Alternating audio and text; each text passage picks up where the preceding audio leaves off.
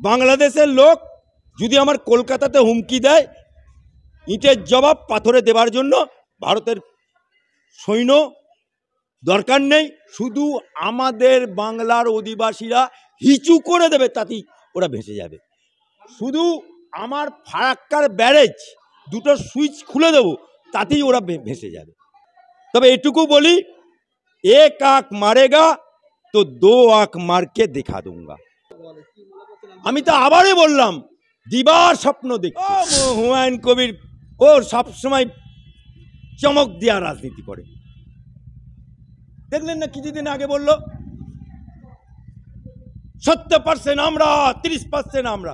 যেই মামলা করলাম এপার হয়ে গেল, অমনি চুপ, আরও নিয়ে কথা নাই, আরও নিয়ে কথা নেই। আবার বলছে অভিষেককে ডেপুটি মিনিস্টার করো, অভিষেককে স্বরাষ্ট্রমন্ত্রী করো, মমতার ওপর চাপ পড়ছে, চাপ হালকা করলো। যেই মমতা ওকে হুমকি দিল, চুপ চুপ। আরে হুমায়ুন বাবু, তুমি বাবরি মসজিদ করো আর তোমার বাপের নামে মসজিদ করো, তাতে কার কি যে এলো, কার কি যে আসবে? জনগণের কিছু হবে না বাংলার কিছু উপকার হবে? মমতা ব্যানার্জি যে দীঘায় জগন্নাথ মন্দির করেছে, তা করেছে, তা তুই কর না, তোর বাপের নামে একটা কর, মাজার কর, মসজিদ কর, যা খুশি কর, যা খুশি কর। তাতে মুসলমানের কি হবে? মুসলমানের কি হবে? বাবরি মসজিদের যে রায়, সুপ্রিম কোর্টে রায় হয়েছে, ওটা কোনো রাজনীতি দল করেনি। সুপ্রিম কোর্ট রায় দিয়েছে যত পরিমাণ সম্পত্তি অর্থাৎ রাম মন্দির ট্রাস্টকে দিয়েছে, বাবরি মসজিদ অ্যাকশন কমিটি ট্রাস্টকে তার 1.5 কিলোমিটার দূরে 5.5 সামথিং একর জমি দিয়েছে। এবং শুধু মসজিদ না, যে মসজিদ আরবের আমির শাহী উদ্বোধন করতে আসবে, মসজিদের জায়গা দিয়েছে, মাদ্রাসার ছেলেদেরকে হোস্টেলে থাকার ব্যবস্থা করে দিয়েছে, এবং ওখানে গবেষণা কেন্দ্র হচ্ছে। এতগুলো জিনিস তৈরি দিয়েছে, এতগুলো জিনিসে। ইসলাম বলছে যে মসজিদে নামাজ না হয় সে মসজিদই না, অর্থাৎ মসজিদের খোরাক হচ্ছে নামাজই তো ছিল না। তাই সেখানে বাবরি মসজিদের জায়গায় বড় মসজিদ হচ্ছে, আরও বিশাল করে মসজিদ হচ্ছে, সেটা কিন্তু কোনো মিডিয়া বলছে না।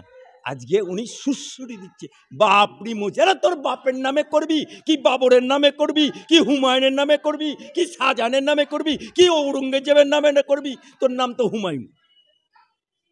হুমায়ুন তো একটা ঐতিহাসিক নাম, তো তুই তো হুমায়ুনের জায়গায় হনুমান হয়ে গেছিস।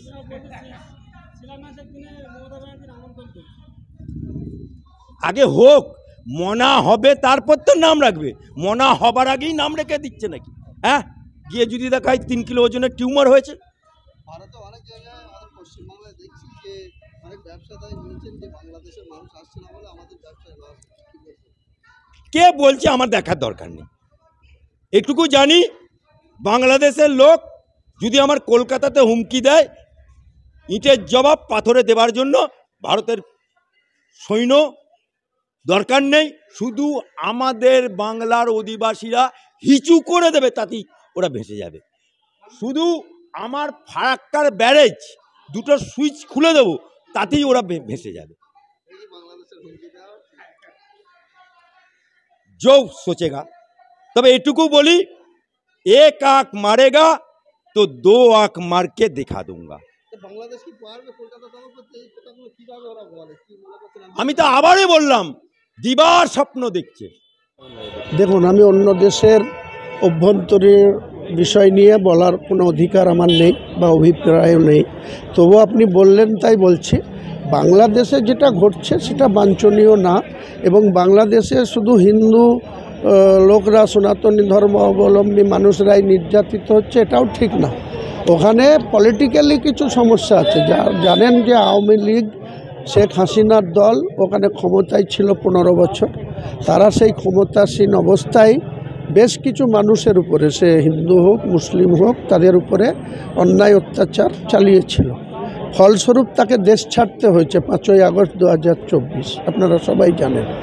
সেইটার ইম্প্যাক্ট এটা, যে তত্ত্বাবধান সরকার, যেটা ইউনূস সরকার আছে, তাদের প্রশাসনিক অভিজ্ঞতা কম, তারা যে সমস্যাতে একটা দেশের প্রধানমন্ত্রীকে 3-4 ঘন্টার নোটিশে দেশ ছাড়তে হয়, সেই দেশের অস্থির পরিস্থিতি রয়েছে, সেটা তারা তাদের অভ্যন্তরে সামাল দিক, বা কোনো মানুষের উপরেই জুলুম অত্যাচার, তাদের জান মাল সম্পদ যাতে ধ্বংস না হয়, লুটতারাজ যাতে না হয়, সেটা সেখানকার প্রশাসনের গুরুত্ব দিয়ে দেখা উচিত। এই যে সংবাদ মাধ্যম, দাদা, সংবাদ মাধ্যমকে চতুর্থ স্তম্ভ বলা হয়। আমরা দেখতে পাচ্ছি আমাদের প্রতিবেশী দেশে বাংলাদেশে সংখ্যালঘুদের উপর অত্যাচার হচ্ছে, সেই জায়গায় আমাদের তথাকথিত মিডিয়াগুলো ব্রেকিং নিউজ করে চালাচ্ছে।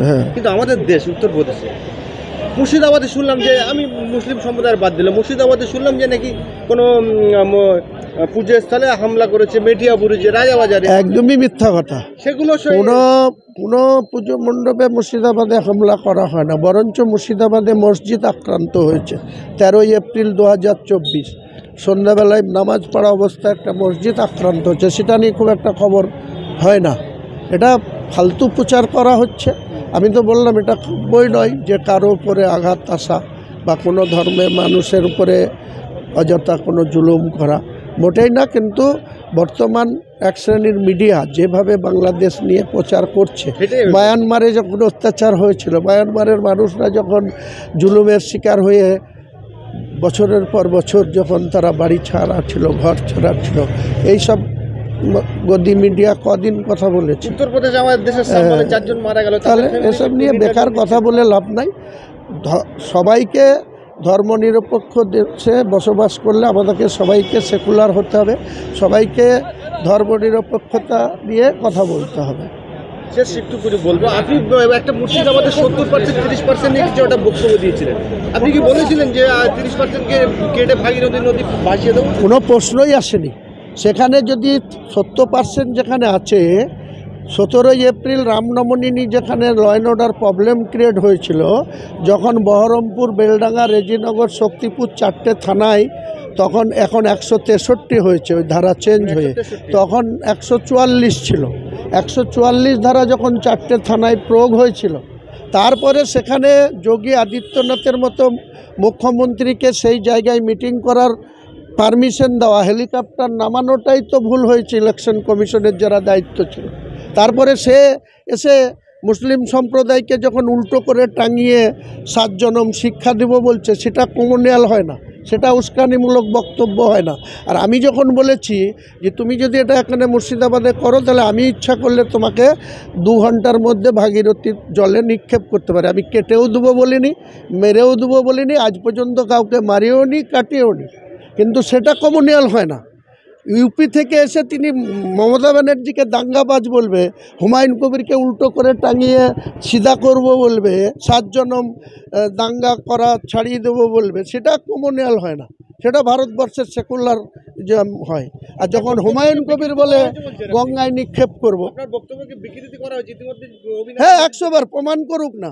এই যে মিঠুন চক্রবর্তী বলেছিল যে পুঁতে দিব, ওনার ক্ষমতা আছে যে আমাকে মুর্শিদাবাদ জেলার মাটিতে পুঁতে দেবে, আমি যেদিন মরবো সেদিন আমার প্রতিবেশীরাই আমাকে কবর দেবে। ওনার হিম্মত নাই যে আমাকে উনি পুঁতে দেবেন।